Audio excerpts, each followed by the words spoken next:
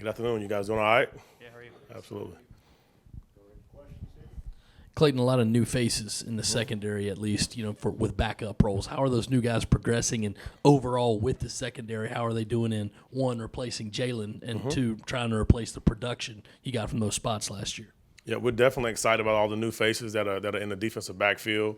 Obviously, we have Devontae Reed from Central Michigan. He's doing a really good job of just trying to step into the role. Jalen Foster is about a size 18 shoe to fill.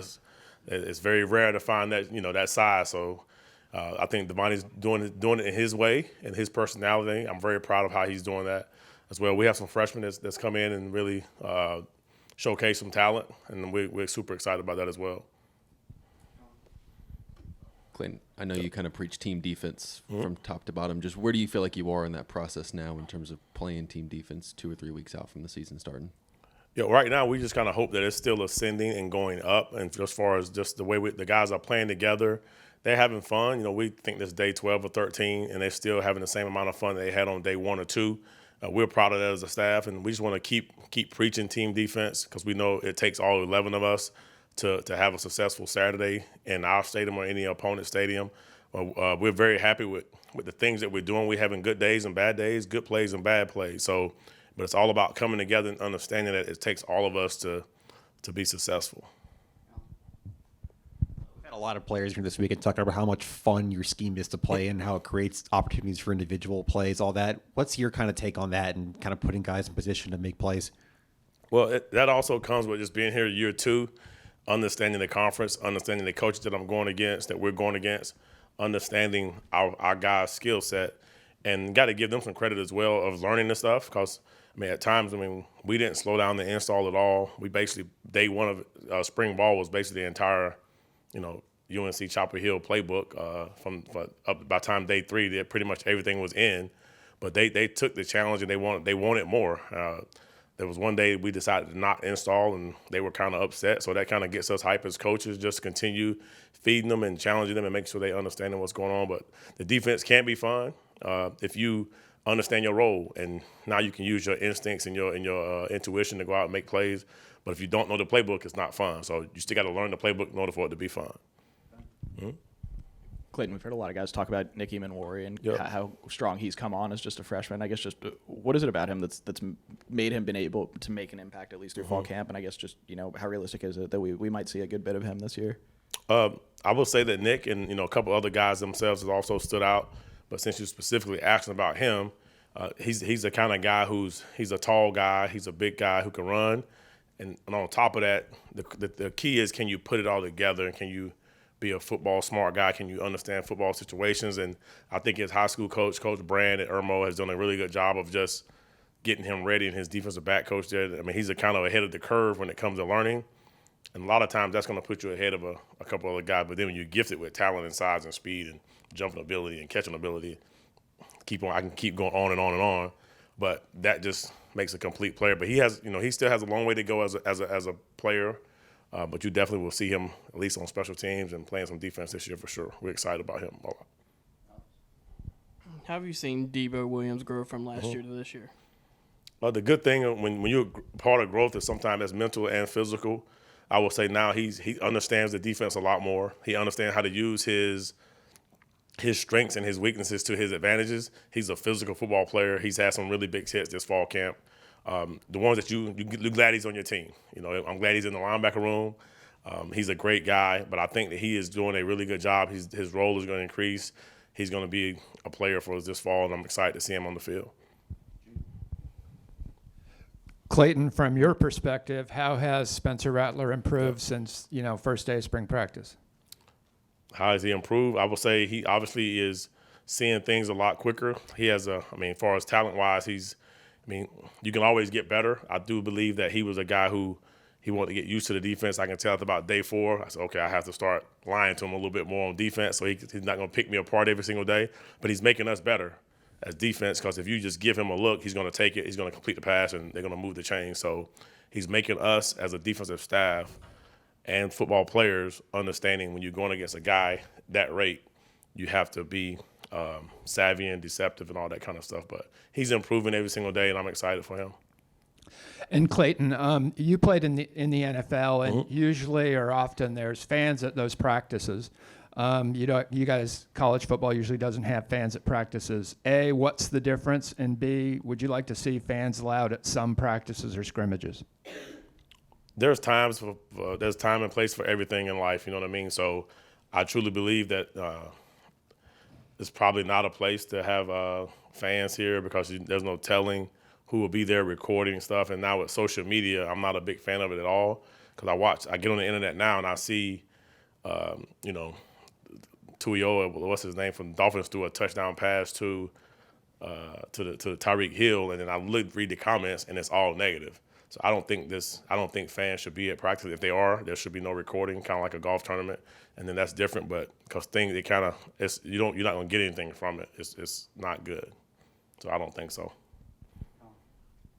Clayton, as you kind of go into this second scrimmage, what do you want to see from your defense overall, and just what are some areas you'd like to see improve from scrimmage 1 and scrimmage 2?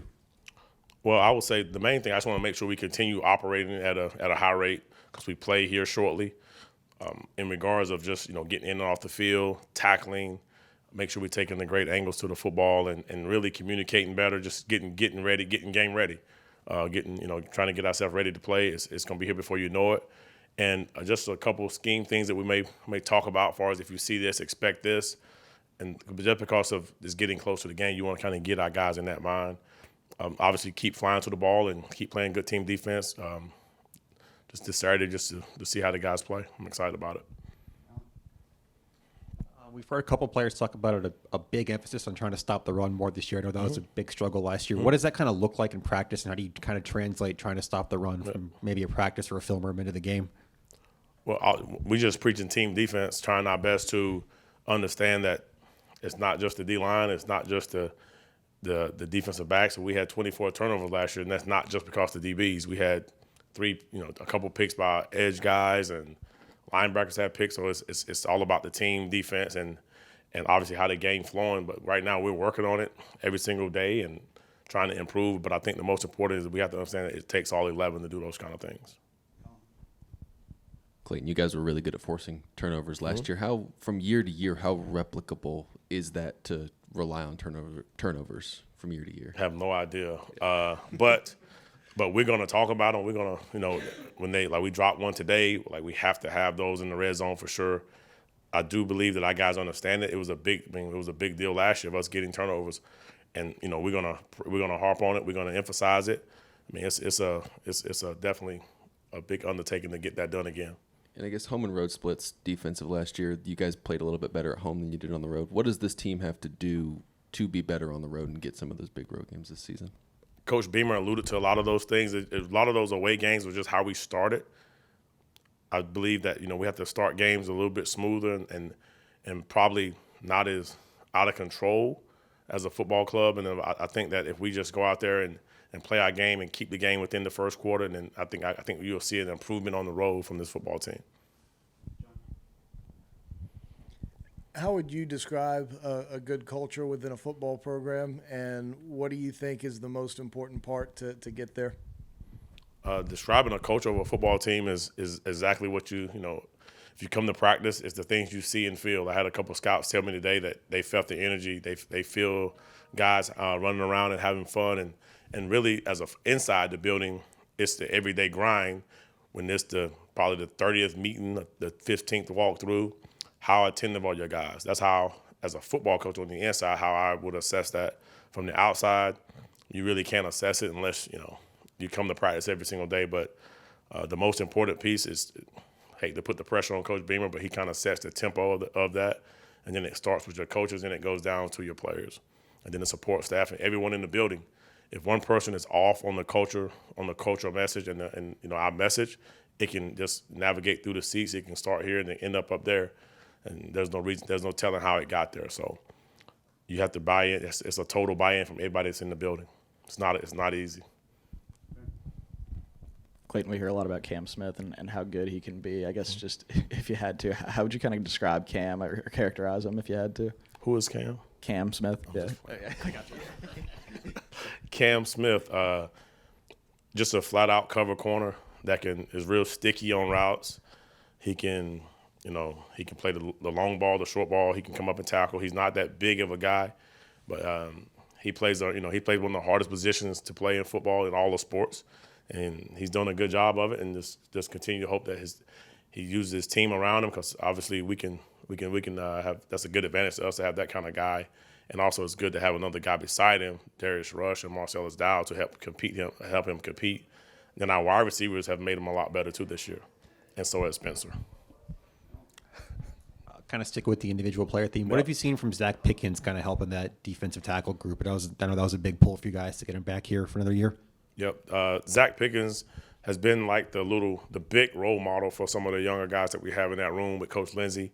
But Zach is a leader by example. I don't think he's ever been on the list since the day I've been here, which that's impressive for a guy his stature and a guy of his, just his notoriety that he has.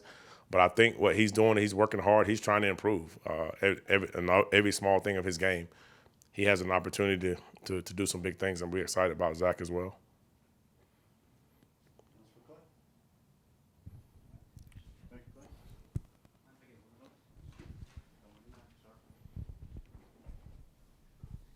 Hey, Coach, you mentioned team defense and the playbook and being more comfortable a few times today. Is it safe to think, is your goal there for players to maybe be more proactive instead of reactive and kind of twitchy or rely on instinct out there? Is that your goal? Is that what you're saying? That's not very similar, but mainly what I'm trying to say is, in order to have fun in anyone's defense, you have to learn the defense. It's kind of the Phil Jackson, once you learn this system, you have an opportunity. Now you can use your own instincts and your natural abilities once you learn the ins and outs of the system.